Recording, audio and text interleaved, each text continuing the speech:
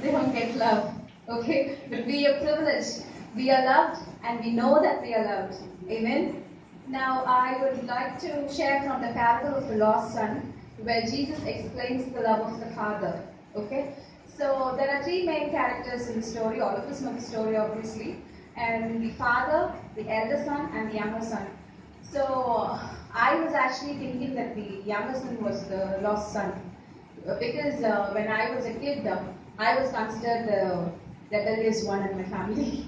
So my aunt, who is a spinster, she does ministry. So she always compares me with the younger son. She says, "Ketta Kumaran kada theriyumla, ennachu theriyumla."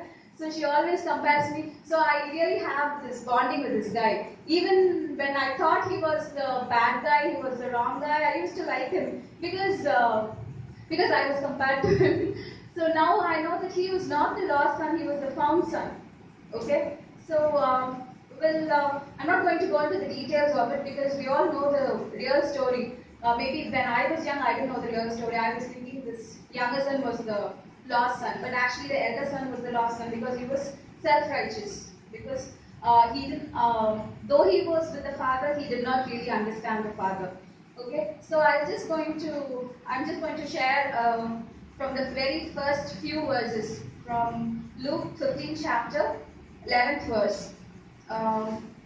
Then he said, a certain man had two sons, and the younger of them said to his father, Father, give me my portion of goods that falls to me. So we see here that there are two sons, and only the elder son raised his voice and told that he needed his portion of goods. It is not said that the elder son did not desire. Both of them desired the father's portion. So only the younger son went and asked the father. Maybe the elder son also wanted to ask, maybe discussed, maybe the elder son triggered the younger son. But what happened is the younger son was the one who went and spoke to the father. Okay? So he asked the father, and the father, what he does, he divided them his livelihood. So what the father does, he did not give only the younger son his portion and send him off. He didn't do that. The father divided them. So he gave them both. Okay. So if the younger son did not desire the father's property, he wouldn't have received it from him. He would have said, Dad, you're more important to me than all this. You're more important to me than these materialistic things. I love you more. He didn't do that. He received it. Though he did not ask that he wanted the property, he got it. When the father gave him, he did not deny. He received it from the father.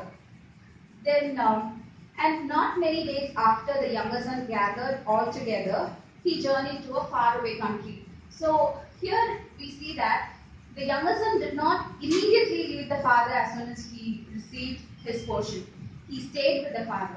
Though this was in Jewish culture, going and asking the portion, the property to the father is dishonoring the father, is disrespecting the father. The younger son actually disrespected the father, but still he lived with the father after receiving his portion. He did not leave him immediately and go. He lived with him. So the father did not accuse him, he did not abuse him, he did not punish him, and the father did not banish him. The father provided and loved the son even after the son sinned against the father, even after the son disrespected the father, even after the son did not understand the heart of the father. Okay, so after all this, after he stayed with him, later he journeys to a faraway country. So when he went to a faraway country, the verse says that he wasted his possessions with prodigal living. Prodigal living is extravagant living. He strayed away. He wasted all his money. He did not know. He did not have the wisdom how to use his property, how to use his finances. So the father actually did not deny. The father actually did not intend not to give the son what he wished. But he knew that the son was not mature enough to handle the stuff.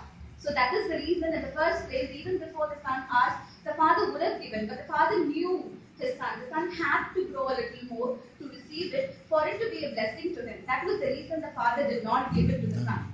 Okay.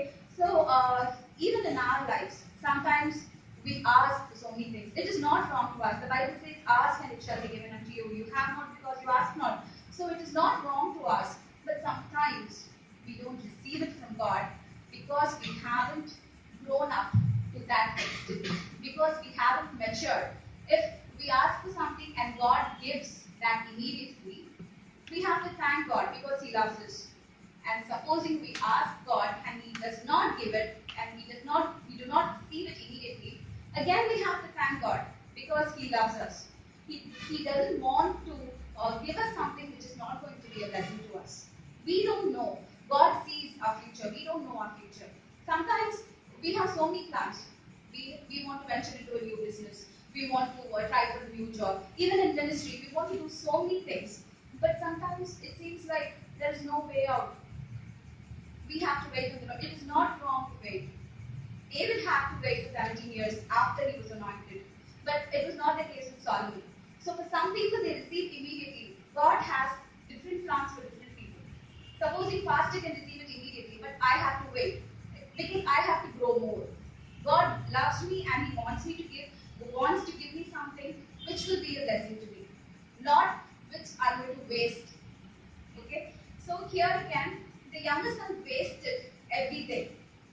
And that is the reason the father did not want. Supposing now Abby actually he wants a bite.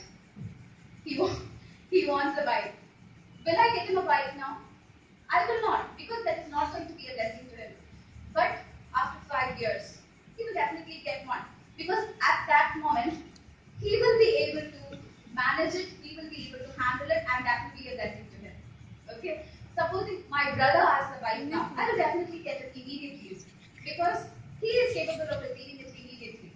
Okay? So the next verse, the 14th verse says, when he spent all, there arose a severe famine in that land, and he began to be in want. So the younger son had spent everything foolishly. He could not use his wisdom. He was not matured enough to use his finances properly. So here also, again, we Christians, we should know how to use our finances wisely. There are 3 S's that we have to use in our finances. The first one is sow. Sowing is very important. We have to sow into the kingdom of God. You sow bountifully so that you reap bountifully. So you should also know, we all know that we have to sow, but we also have to be led by the Spirit of God. We should not be led emotionally towards sowing. Because when you sow it in the right land, when you sow it in the right place, you reap 100-fold. Okay? When you sow it in the rock or when you sow it in a way by place, when you sow it in you don't receive 100-fold blessings. So you have to use the wisdom of God. You have to be led by the Spirit where you have to sow. And the second very important thing is about saving. Some Christians, even I would say that, we believe that why should we save? Because God holds the future. We don't have to save. It is not the case. God gave us wisdom. Every one of us have wisdom. We have to save for the future. The Bible talks about saving. So there are lots of verses that talks about saving. One very important verse is a slack hand causes poverty. When you spend recklessly, you obviously end up in that. When you spend carelessly, sometimes we need to go on a purchase fast. I was thinking about myself because I see something and I actually want to get it immediately, which I don't really need. God wants to bless us. He wants to give. He's a lavish God. I don't say no. But don't get something which is useless. Which I've gotten so many things which are just sleeping in my cupboard. I don't use them.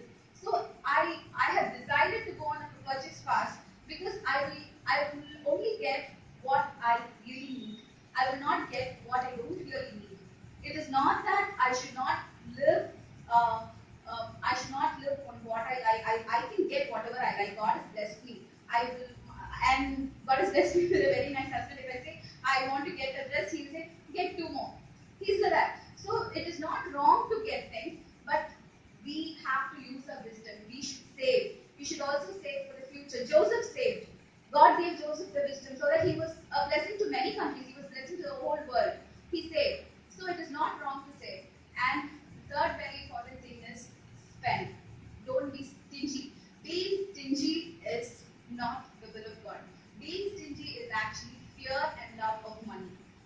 so you spend on what you need. Okay, these are the three S's that I wanted to share this morning. What to do with our finances? We have to use wisdom of God to save, to spend,